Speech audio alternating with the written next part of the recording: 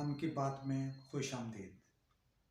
मैं हूं आपका मेज़बान अब्दुल कदीर और आप देख रहे हैं मेरा यूट्यूब चैनल अवाम की बात। नाज़रीन कराम, आज की इस वीडियो में आपको एक कहानी सुनाता हूं। जैसा कि पहले आपको बता चुका हूं कि जो गवर्नमेंट की या सरकारी नौकरी होती है उसमें बड़ी कशिश होती है और वतन अजीज़ के ज़्यादा लोग सिर्फ गवर्नमेंट की नौकरी को ही नौकरी समझते हैं, दीगर नौकरियों को वो बेरोज़गारी तस्वर करते हैं। मोहतरम नाज़रीन, ये आज की बात नहीं है। पुराने ज़माने में जबकि बादशाहत होती थी, बादशाहों के दरबार लगा कर रखते थे, उस वक्त भी लोग इस नौकरी को बादशाह की नौकरी कहते थे। बहुत सारे लोग के जहन में होता है कि ये नौकरी तो ऐश की नौकरी है। पुराने ज़माने का जिक्र है कि एक बेवा बूढ़ी औरत कहीं रहती थी। वो लोगों के घर में मेहनत मजदूरी करके अपना वक्त गुजार रही थी। उसका एक बेटा था जो कि बड़ी मुश्किल से उसने मजदूरी मेहनत कर करके उसे पाल पोस के बड़ा किया। उसने एक दिन अपने बेटे से कहा कि बेटा,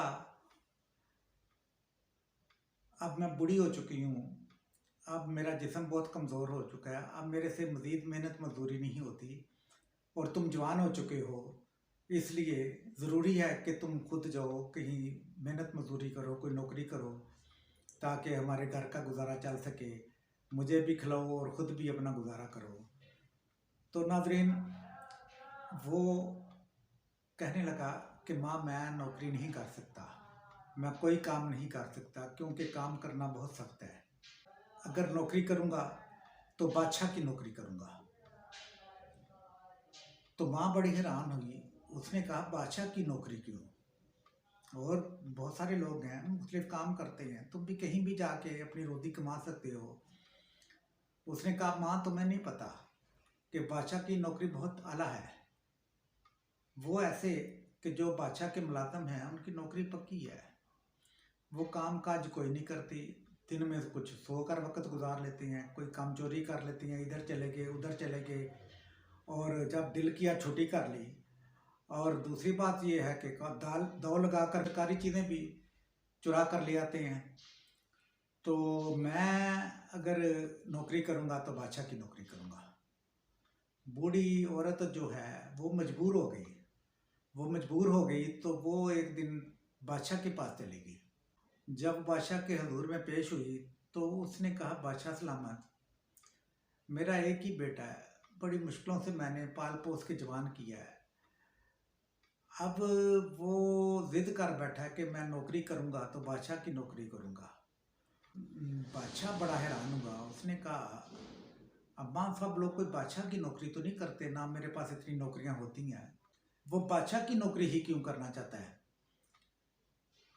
तो बुढ़िया ने जवाब दिया कि बादशाह सलामत, वो कहता है कि बादशाह की नौकरी जो है वो तो ऐश है, कोई काम करे ना करे, लोग सोए रहते हैं, जल्दी घर आ जाते हैं, ड्यूटी सही तरह से नहीं करते और कुछ ना कुछ चीज़ें भी वहाँ से चुरा के ले आते हैं। तो आप मेहरबानी करके, मेरा इकलौता बेटा है, आप उसकी ख्वाहिश पूरी कर दें, उसे अपने पास कहीं नौकरी दे दें। तो बादशाह तो बड़ा परेशान हो गया बुढ़िया की बात सुनकर, और वो सोचने लगा कि मेरी हुकूमत के बारे में ये तासरात हैं लोगों के कि वो समझते हैं कि ये बादशाह की नौकरी तो बिल्कुल अजीब सी चीज़ है। तो उसने सोचा, चलें मैं इस लड़के को अपने पास मुलाज़िम रख लेता हूँ और इसे ऐसी सख्त ड्यूटी लूँगा कि इसके ज़हन से ये सारी चीज़ें निकल जाएँ।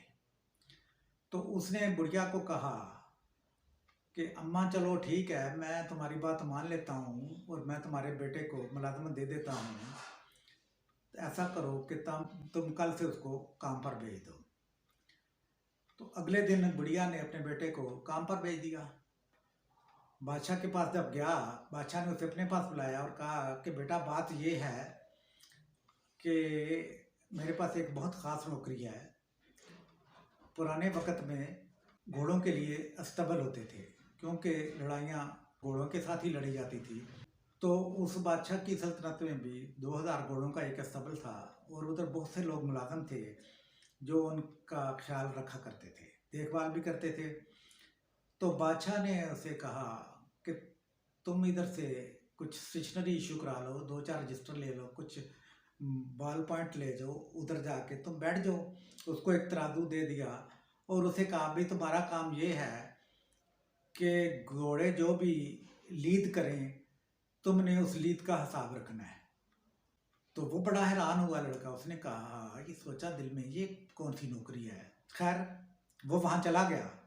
जब चला गया तो उसने रजिस्टर मेंटेन करना शुरू कर दिया, लेकिन मसला ये था कि अभी वो उसने एक घोड़े की लीद लिखी होती थी तो दूसरा घोड़ा लीद कर देता था, वो पाकर वो लीद उठाता था, वो तोलता था तो तीसरा कर देता था, बाद औक़ात इकट्ठे कर देते थे।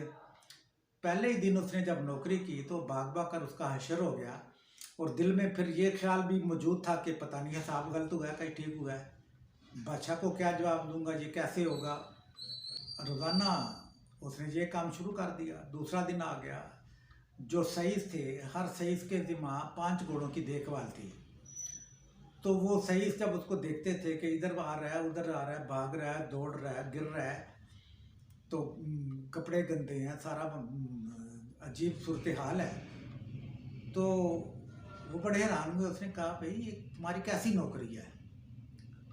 तो उसने कहा कि भाई तुम्हें क्या पता, मुझे बादशाह ने ये नौकरी डायरेक्ट दी है, डायरेक्ट नौकरी दी है, और मैं बादशाह का ख़ास आदमी हूँ।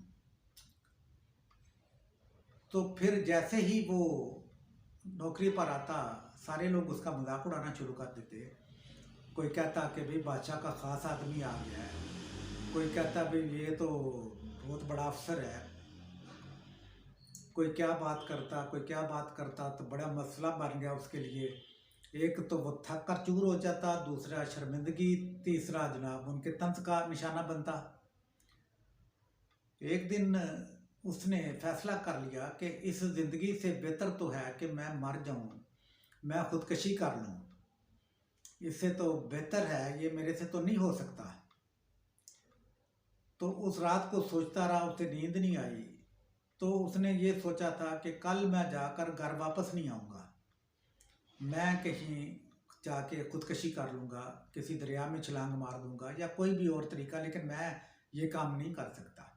सोचते सोचते सोचते रात को एक ख्याल उसके दिल में आ गया। जब वो अगले दिन काम पर गया तो लोगों ने उसका मजाक उड़ाना शुरू कर दिया कि देखो जी बादशाह का ख़ास आदमी आ गया। तो उसने सब लोगों को जमा किया, उसने कहा देखो बात ये है, आप लोगों ने मेरा बहुत मजाक उड़ा लिया कि बादशाह का ख़ास आदमी है, ये है वो है। देखो भाई बात ये है, ना तो बादशाह पागल है ना मैं पागल हूँ, जो मैं ये काम कर रहा हूँ।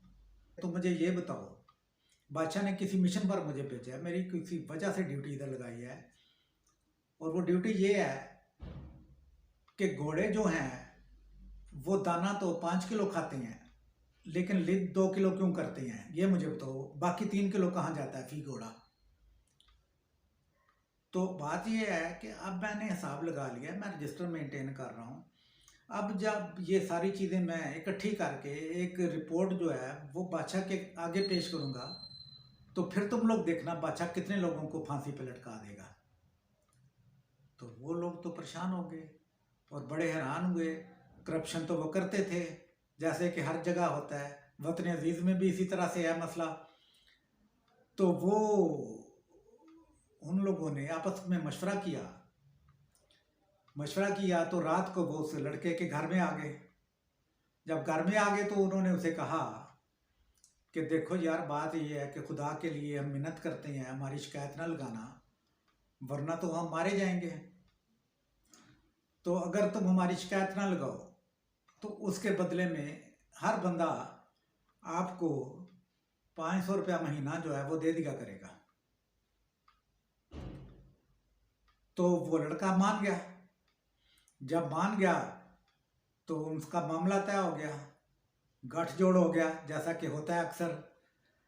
तो अगले दिन वो आया नौकरी पे अपनी पे, तो साफ़ सुथरे कपड़े पहने हुए थे बेहतरीन, और वो सारा दिन मज़े से बैठा, चाय दूध पत्ती पीता रहा। शाम को उन्हीं बंदों को उसने कहा कि ये बेलचा वगैरह लो, ये सारी लिद एक जगह ढेरी कर दो। और ढेरी करके वो आखिर में आधा घंटा लगा के वो रजिस्टर जो था, जिसका उसे तजर्बा हो चुका था, वो बैठ के उसको पुर कर देता था कि घोड़ा नंबर 1 इतने किलो, घोड़ा नंबर 2 इतने किलो, घोड़ा नंबर 3, वो सारा रजिस्टर मेंटेन करके ना वो रख लेता था। और दिन में सारा दिन फारग बैठा रहता था और आखिर में उन्हीं से काम करवा के तो वो ये कर लेता था। तो नाजरीन, फ़िलहाल के लिए इतना ही।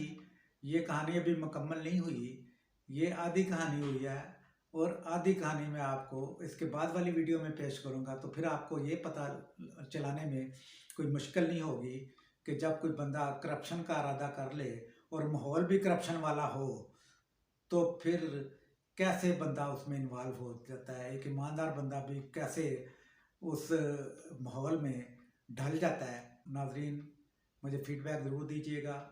आपसे गुजारिश है कि मेरे चैनल को सब्सक्राइब करें और बेल आइकन को प्रेस भी ज़रूर करें, ताकि मेरी वीडियो आपको तसलसल से मिलती रहें।